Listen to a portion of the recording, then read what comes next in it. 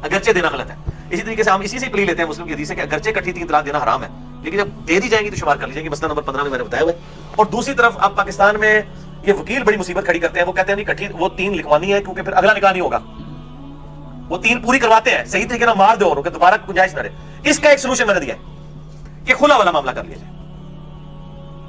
अगर औरत खुला ले ले खामद से और खामद तलाक ना दे बल्कि खुला डिक्लेयर हो अदलिया की तरफ से, तो खुला अगरचे 3 तलाक के इक्विवेलेंट होता है, लेकिन वो तलाक नहीं होती, तो वहां पे रुजू हो सकता है क्योंकि मर्द ने तलाक नहीं ना दी, औरत ने खुला लिया ना। औरत अगर खुला ले ले तो खुला की इद्दत भी 1 महीना है।